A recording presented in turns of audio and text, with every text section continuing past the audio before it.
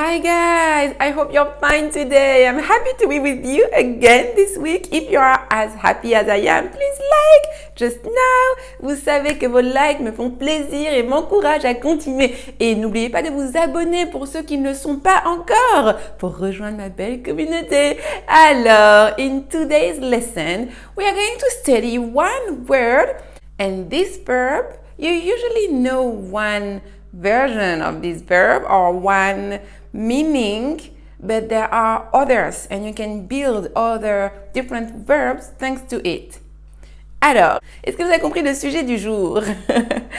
Aujourd'hui, on va étudier un verbe et ce verbe-là, on l'utilise en dessous de ses capacités, si je puis dire.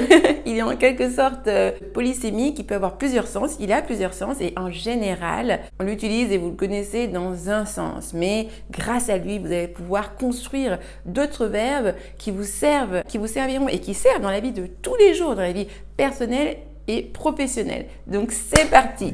First things first. What is the verb I'm talking about? Commençons par le commencement.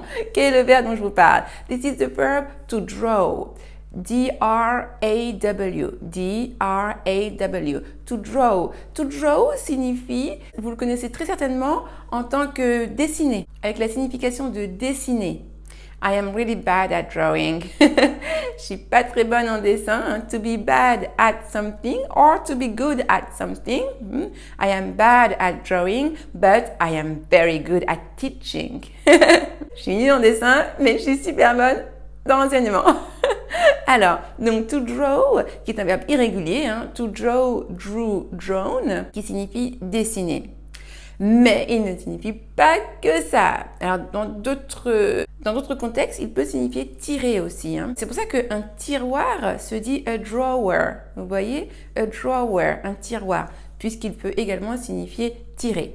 Mais tirer. Donc voilà en général hein, la signification ou les deux significations phares. Mais vous devez savoir, mais vous devez pouvoir utiliser toutes les facettes de ce verbe. Et grâce à ce verbe, on va pouvoir utiliser des verbes, comme je vous le disais en introduction, qu'on utilise vraiment dans la vie de tous les jours, dans la vie personnelle et également professionnelle. Alors, on commence par une expression. This is an idiom that I appreciate because my students use it a lot. No, not a lot, sometimes. J'aime bien cette expression. Mes apprenants qui sont dans mon programme intensif l'utilisent parfois, like to draw a blank. Et ils disent comment est-ce qu'on dit avoir un trou de mémoire? Eh bien, ça se dit to draw a blank. Vous voyez, to draw, hein, le fameux, a blank, un blanc. Hein, c'est comme si on disait avoir un blanc. Avoir un trou de mémoire, eh bien, ça se dit to draw a blank. OK? Donc ça, c'est pour l'expression. Ensuite, dans la vie de tous les jours, une action qu'on peut faire à n'importe quand, même si on le fait de moins en moins hein, maintenant avec les cartes bleues, mais to draw a check. Hein, faire un chèque, ça va se dire to draw a check. Et oui, hein, contre toute attente, on va utiliser le verbe draw pour dire faire un chèque. Hein, to draw a check. Ensuite, une autre locution verbale dans laquelle on va utiliser draw est let me give you some context. Yes, let's imagine you are working. Okay, you are working in a company and you had a meeting, a big meeting with different counterparts, different colleagues, with different people, and the big boss asked you to draw a report, de rédiger un rapport. Hein. Rédiger un rapport ou établir un rapport va aussi pouvoir se dire to draw a report. Okay? And another verb, another useful verb to know with draw is, let me give you another example, another context. Okay, you know, now more and more people work from home. Hein, de plus en plus de personnes travaillent de la maison. Hein, to work from home se dit, hein, to work from home, ça se dit, hein, travailler à la maison, travailler de la maison. More and more people work from home, and because of that, they need to do some renovation works, for example, because they will spend more time at home. Hein, et à cause de ça, de ce travail à la maison, Certaines personnes ont besoin de faire des travaux de rénovation parce qu'ils passeront plus de temps à la maison et peut-être, vous voyez, pour agencer différemment, pour gagner plus de place. And before starting any renovation works, you need the company to draw a quotation. To draw a quotation. You need the construction company to draw a quotation. To draw a quotation or to draw a quote. Both exist. Okay?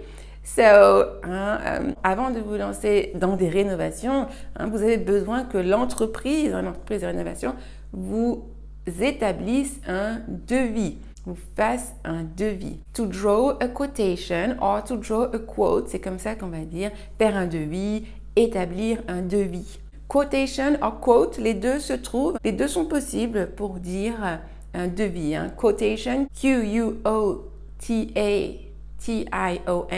or quote, Q-U-O-T-E. Donc, je récapitule. To draw, dessiner, ou bien tirer, d'où le drawer, qui est un tiroir. Mais on va aussi utiliser non seulement pour l'expression to draw a blank, avoir un trou de mémoire. To draw a check, faire un chèque. To draw a report, rédiger un rapport, établir un rapport et faire un constat également, faire un constat, établir un constat d'un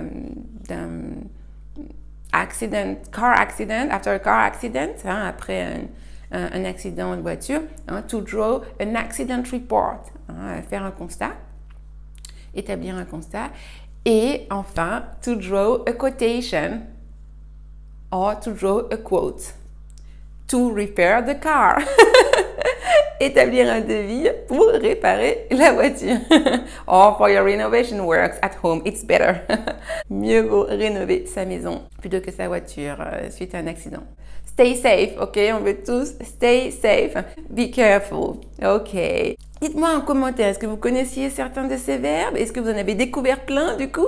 Dites-moi en commentaire et faites-moi des phrases d'exemple comme d'habitude, que ce soit au présent, au passé, au futur, pour pratiquer et pour que je puisse vous corriger si besoin.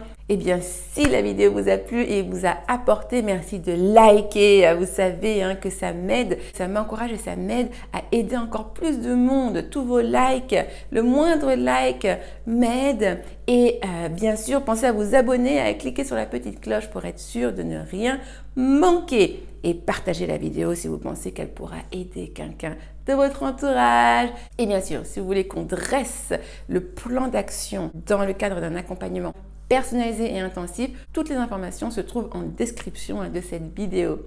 Vous savez comment faire pour me joindre, mon équipe et moi. Have a very good day and see you soon. Bye bye.